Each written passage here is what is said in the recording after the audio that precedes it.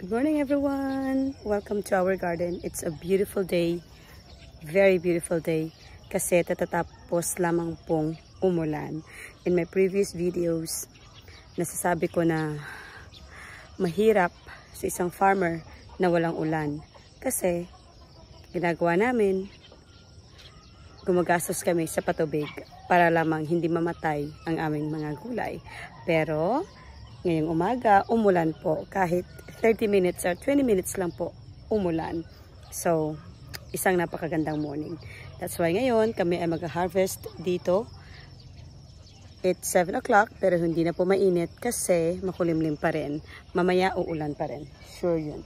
So, sa aking mga new subscribers, welcome po. This is Farmer Melanie. Ito po ang kalabasa. Pero, if you have seen my previous videos, aking mga subscribers, nasabi ko po noon, ano ang pinakamasunuring gulay? At sabi ko, ipinagmamalaki ko itong upo. Akala ko, ito po ay upo. Akala rin namin, ng kuya ko at ni Manong Nelson, akala namin ito ay upo. Kaya hindi po namin siya hand pollination yung ginagawa dapat sa kalabasa. It turned out kalabasa po ito. So 1, 2, 3, 4, 8 yata yung bunga ng kalabasa na ito. Yun nga po ang nakakatawa doon kasi kung alam lang namin na for some reasons bakit sa nasabi ng kuya ko na upo ito, kung earlier sana, if we have known earlier na kalabasa pala ito, di na hand pollinate na namin at naparami na ng bunga. Pero well, it's not too late. Nakakatawa lang. So mag-harvest tayo ngayon. Ito yung aming talong. Kaka-harvest ko lang ng sili. Okay. Ito yung kamatis. Pwede na to. Ang liliit. Hindi kasi kami nag-focus. Nag-try lang namin itong itanim. Pang ano lang to. Hindi ito pang negosyo. Yan. Konti-konti lang. And then, si Manong Nelson nag-harvest ng sitaw. Nag-harvest na pala ako kanina ng pipino. So, aking puntahan ngayon ang doon baka may sitaw pa. At ito ano na ng kuya ko yung mga saluyot kasi ki-clear out na para may itatanim ulit. At papakita ko po sa inyo something that I'm very proud of. Oh my goodness, talisod ako ang aming papaya.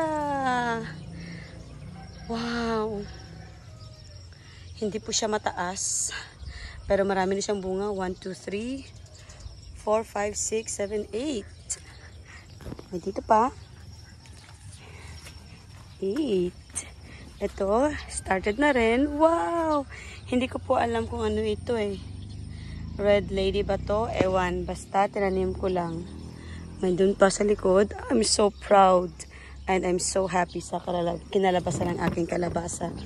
So, I'm here na. Mag-harvest tayo ng sitaw. Dito ko muna lalagay. Oops. So, ito na. Basa na po ang lupa. Happiness para sa aming mga farmers. Only farmers can relate.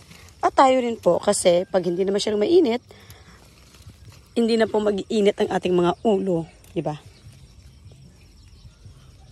Kasi minsan yung init ng ulo natin minsan because of the weather na rin So ngayon wala na tayong rason para wag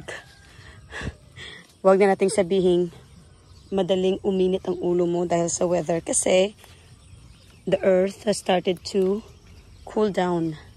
So, ito na. Ang struggle naman po kapag umuulan na ganito. So, useless ng aking tsinelas. So, ako po ay barefoot muna para madaling mag-harvest at mabilis. Heto na po ang na-harvest ko. Please continue to support my channel. Thank you so much. God bless us all.